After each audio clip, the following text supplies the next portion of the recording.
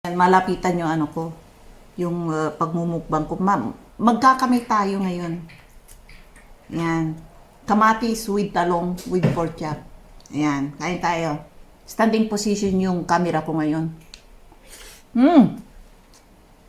Sarap.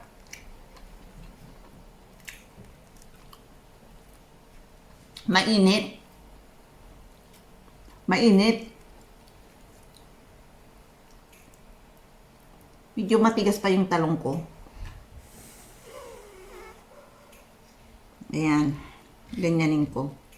Masarap kapag nagkakamay ka.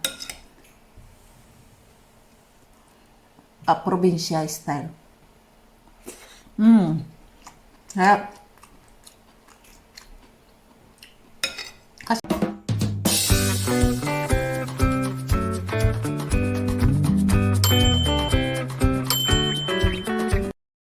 Nasalog tayo ng elevator. Morning. Good afternoon now. Aalis tayo. Tiin tayo ng mga drinks. Kanina ay maagang-maaga pumunta ako sa doktor, kasama ko yung asawa ko, katuloy. Hindi success yung pagpapadoktor ko about pagpapaliser ng yung tumutubong lunar na nag-iiba yung kulay. Naghintay kami hanggang alas 7 hanggang alas 11:30. Ang daming tao, naghintay kami, wala pa rin kaming tawag ng doktor. Nandun lang kami sa labas ng room ng doktor. Naghihintay. Nako, nakaka-boring. Kaya umuwi na lang kami. Kaya yun. Umuwi kami yung dalawa. Naghintay kami ba naman doon? Nakaupo lang, nakatunga nga, wala kaming ginagawa. Nakakaantok. Ang tahimik doon sa loob kasi. Kaya yun, hindi pa success yung pagpapalaser ng nunal. Kasi parang cancerous nag-iiba yung kulay at medyo lumulubog yung gitna. Kaya delikado. Ayaw ko pang mamatay. Nako, baka pag naging cancer yan, kawawa yung isa kong kaliwang kamay, makaputulin. Kawawa naman ako. Ayun, itry namin ulit bumalik bukas. I-update ko kayo kung anong nangyari sa pagpapadoktor ko rito. Ay, ganito dito sa Europe, mahirap magpadoktor. Libre nga lang, libre ang pagpapadoktor, kaso nga lang yung pagpapa-appointment napakatagal. Kahit nasabihin mo sa kanilang emergency, hindi ka na nila basta-basta ma-attend. Or kahit nasabihin may pera ako, may pambayad ako, wala. Maghintay ka kung kailan available yung doktor. Ganito dito. Hindi kagaya dyan sa Pilipinas. Kung may pera ka, ikaw muna. Kapag wala kang pera, doon ka muna sa labas maghintay. Diba? Priority nila pera. Dito hindi. Maghintay ka. Libre. Walang bayad. Kaya yun, maghintay na lang ako. Sinabi ko na nga doon sa nurse na kumukuha ng mga appointment. Emergency kasi lumalaki. At saka sabi ko nagiging butas-butas na sa skin ko. Maliit yung nunal, kaso nga lang parang malakas yung cancerous niya. Huwag naman sana. Bigla na lang lumubog yung sa gitna. Napansin ko nung isang araw lang yata yun. Ayun. Kaya nagmamadali akong paalis. Lahat ng nunal ko mayroon din ako sa likod ipapaalis ko lahat para wala ng problema.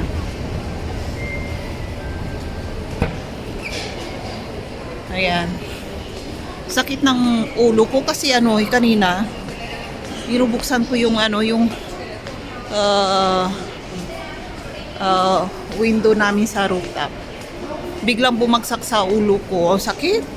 Para akong nakita ng ano, ng 5 star. Parang dinospordos yung ulo ko. Sakit. Dito bumagsak yung salamin, oh. Oh, ang bigat pa naman nun. Tapos dito ngayon, medyo sumasakit yung ano dito ko sa likod. Super bigat kasi eh. Ang salamin, halos yata abot ng 30 kilos or 20 kilos. Yeah, sinabi ko sa anak ko, para kang ano, baby. Sabi nga, pinangaralan pa ako. First time mo magbukas ng window. Sabi gano'n sa akin. Kasi, halos hindi ako nabubukas ng ano, yung bintanang yun kasi silang mag-ama lang ang umaakyat. Kanina, gusto kong lang makita yung tuktok. Tapos labas ng ano, bahay. Sa pagmamadali ko, tinas ko lang ganyan. Tapos inalis ko lang kagad yung kamay ko. Bumagsak sa bumbunan ko.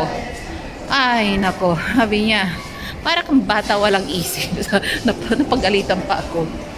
Ay, nako. Hindi ka nag-iisip bago ka ano, bago mo isarado, sabi ganun. O bago mo buksan. Di mo ba kami nakikita ni Daddy? Sabi niya ganun. Kung paano namin buksan yan. Sabi niya ganun sa akin. Kaya may matungal na bata. Malapitan yung ano ko. Yung pagmumukbang ko. Ma'am, magkakamay tayo ngayon. Yan. Kamatis with talong with pork chop. Ayan. Kain tayo. Standing position yung camera ko ngayon. Harap.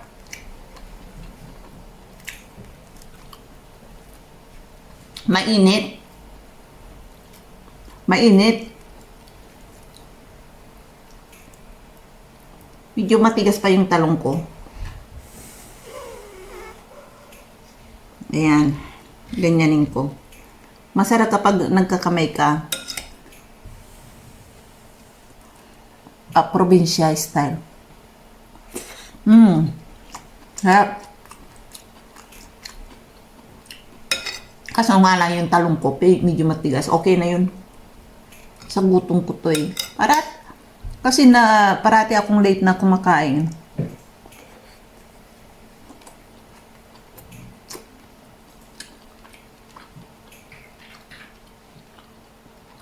Wala sa oras.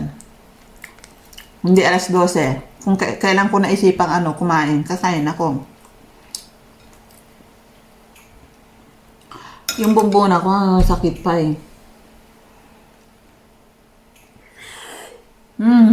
Sarap.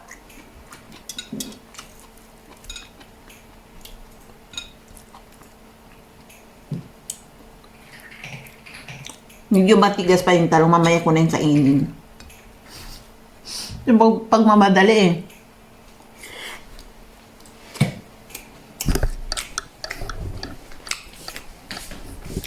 Ibalik sa kawali. Ibalik sa kawali. Ayan, probinsya style tayo. Mukbang. Harap.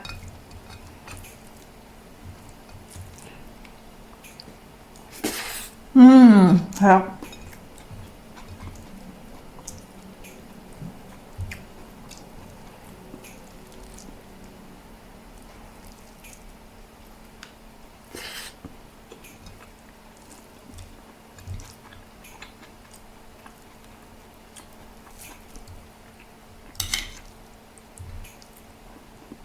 Medyo mainit yung kanin eh. Ang daming kanin sa kamay ko.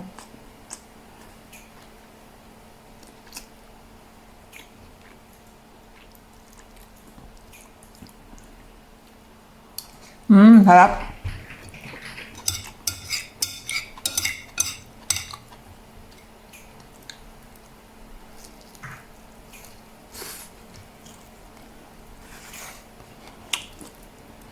Harap talaga kapag pure na kamatis eh.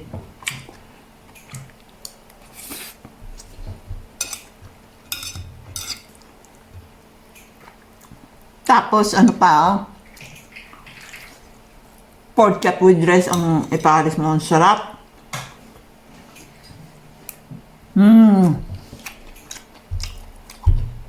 Kaliwaan, no? Parang bata eh.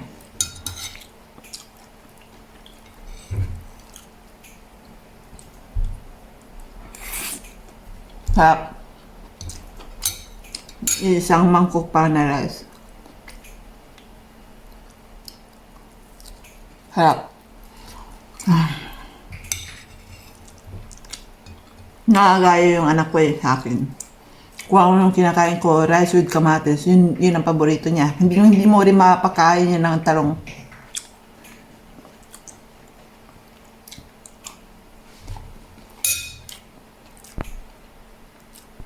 Yan, kain tayo ng vanilla ice cream. Tikman ko to kasi yung isa ng chocolate.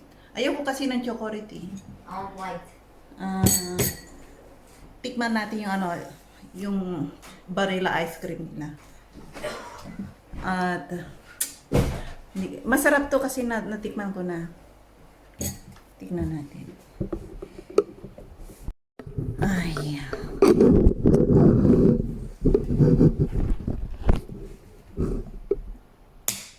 Ayan. Titikman namin yung ano, ice cream. Ano ba yung ilaw na kasilaw? Oh. Take your look. Oh. Tingnan. Can you put it for me? Here, like before. You know how? Look like Oreo. Oh, looks good. You know, paborito namin. Yan, ice cream. Yan. One more. Cool violet spoon. Bumili ako ng ice cream scoop. Yan o. Saya-saya niya eh. Parang laruan ba? Yan. Parang laruan namin o. Pala. Ayan. Kasi ito ay halos maputol. Oh, Ayan. I pay. Yeah. I pay for all this. Yeah. Gosh. Siya ang bumili kasi ng ice cream na to eh. Okay, enough. Yung budget niya sa school, yun ang ginamit niya. Yes. No. Ayan. Yum.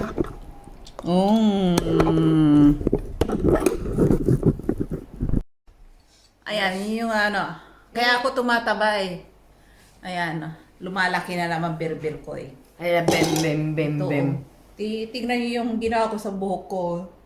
Pinali ko. Ayan. Tikman natin tong ice cream, baby. No more chocolate, that one. Still have there. Ayan.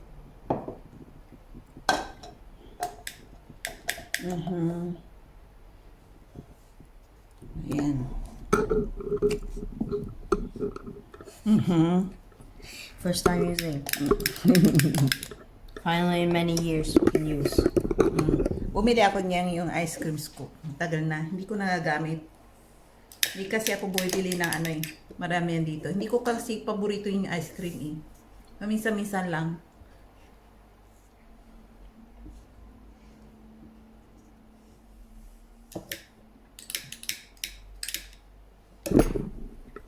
Ayan.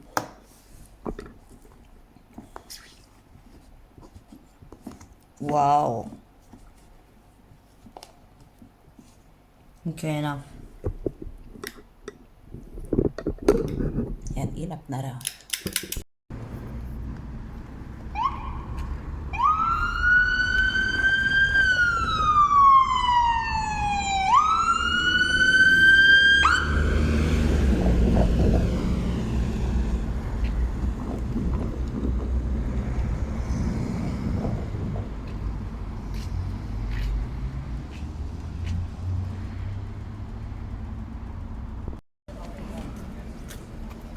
Jak to się robi rzecz?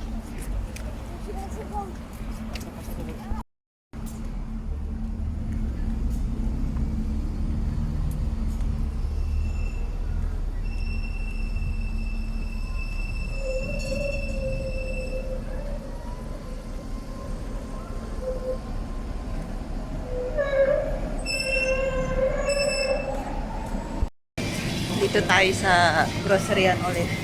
Tingin tayo kung ano mabibili natin. Araw-araw, manood kayo sa mga video ko na ano, about budget grocery. Tawagin na nating budget grocery kasi talagang tipid. Gayahin niya ako. Huwag kayong pumunta rito alam masta, alam mayaman. Kasi yung isang milyon nyo rito, sa halaga ng pera nila, mga ano lang yan, mga 300,000 lang yun. Kaya kunting halaga lang yun. Sa 300,000 na yun, baka 3 linggo nyo lang or 2 linggo mag-stay kayo sa hotel. Mababangkrap kayo. Kalain nyo yung 1 milyon na piso niyo, napakalaking halaga. Halos wala kayong mabilis dito. Sa mga halagang yan, malit na halaga para sa kanila yun. Kasi malaki ang palitan ng pera ng check ngayon eh. Yung piso is palit ka ng 100,000, aabot na ng 300,000. Ayan. O, 300,000, di 900,000 na yun. Depende pa kung may service fee pa. Ayan. Di sabihin mo 1 milyon. Malulo. Depende pa sa palitan yun. Kung minsan mataas ang palitan. Eh, yung 300,000 ninyo, wala yun dito. Sa mas ganyan nga, nahalaga nang natatanggap na asawa ko eh. Kulat pa nga ng pambayad sa ano yan eh, sa gobyerno nila eh. Kaya namumulobi kami dyan sa gobyerno yung pagbabayad ng tax na yan, social tsaka health. Naoblema kami. Hey, sabi niya mag-migrate na lang daw kami sa Taiwan. Doon na lang kami manirahan. Ay nako. Kaya nag-iipon kami, bibili kami ng, sana makabili kami ng bahay sa Taiwan. Ayaw kong bumili ng bahay sa Pilipinas, nasubukan ko na yan dyan. Bumili ako, nilugi ako ng mga kapatid ko. Ayan, niloko ba? Ayan, kahit na sabi ko sa inyo, kapatid ninyo, ipagkakatiwala nyo yung pera. Ano yan? Hindi nyo wag nyo ipagkakatiwala yung mga pera nyo sa mga kapatid nyo o nanay ninyo. Mag-ingat kayo. Kasi walang sinasanto yan kapag pinag-uusapan yung pera. Lulukohin ka nila. Kaya hindi ko makalimutan yung ginawa ng kapatid kong yan sa akin. Katulad ng nabalitaan ko na si ano ba? Yun ba yun? Yung kapatid niya ni Locos rin siya. Yung artista, ang pangalan, nakalimutan ko na. Kaya, pag naalala, siguro naman kilala niyo yun. Artista yun eh, na popular. Niloko rin siya ng dinimandan niya yung kapatid niya. Kaya yun. Sa paluloko siguro nakarma yung kapatid niya, nalaman. Ako naman, hindi naman nagdipanda. Kaso nga lang, hindi ko makalimutan yung ginawa nila sa akin. Ayan lang. Hindi ko na ikukwento lahat. Sapat na yon. Para sa mga kapatid nyo, pinagkakatiwala nyo ninyo yung mga pera nyo sa mga kapatid nyo. Mag-ingat kayo. Or sa nanay ninyo. Halimbawa sa nanay nyo, only child lang kayo, okay lang. Pero kung ang anak ng nanay nyo is 5-6, ipagkakatiwala nyo yung pera nyo sa kanya. Wag na wag. Gagastos rin niya yan kahit na ipagpatay niyo yung nanay niyo ng business para sa inyo. Gagastos, ibibinta rin niya yan. Maniwala kayo. Kasi sususulan siya ng mga kapatid. O mga kapatid. Okay lang talaga, sabi ko sa inyo. Nag-iisa kayong anak ng nanay niyo, wala na kay kapatid. Okay lang. Ipatago niyo yung bilyones niyo, walang problema. Pero kapag maraming anak ni nanay ninyo, delikado.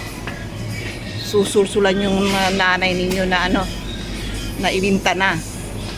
Ayan, ingat kayo. Ayan, uwi na tayo. Ilayo-layo ko yung camera ko. Yung camera ko, nakatutok na lang sa ano eh. Sa mukha ko, laki-laki ng mukha ko eh. Ayan.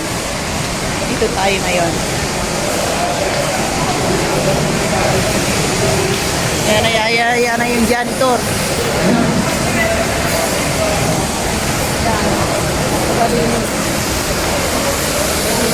Ayan. Uwi na tayo. Nabili ko lang is, hindi ko nabili yung ano lang, biril lang. Okay na yun sa akin. Baba na tayo sa elevator.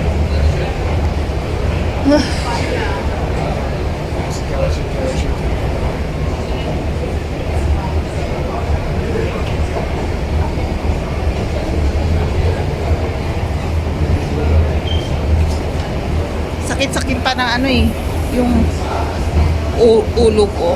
Kasi nararamdaman ko pa rin yung sakit. Naulog kasi yung ano, yung bintana sa ulo ko. Sakit hanggang ngayon. Nahihilo pa ako. Ayan, uwi na tayo at baka mamayang gabi maaga ako matulog. Gising ako ng maaga.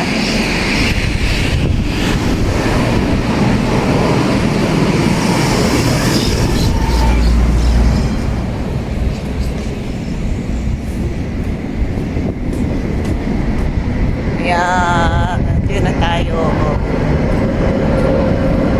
Uwian na.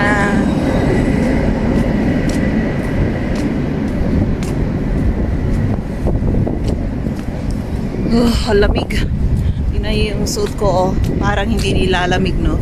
Hindi pa masyadong, ano lang to, ha? Mild lang to, ha? Ano ngayon? Anong temperature ngayon? Negative something. Hindi ko maalala. Negative 5 yata. Hindi ko alam. Ayan. At tayo ay uwi na tayo at mag-bake na naman ako. Hasain ko yung sarili ko sa pag-bake. Mag-bake ako ng cinnamon roll.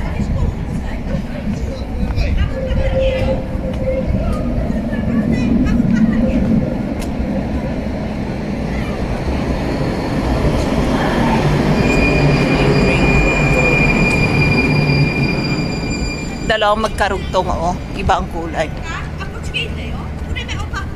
Kapag maraming customer, ganyan yung mga tram dito.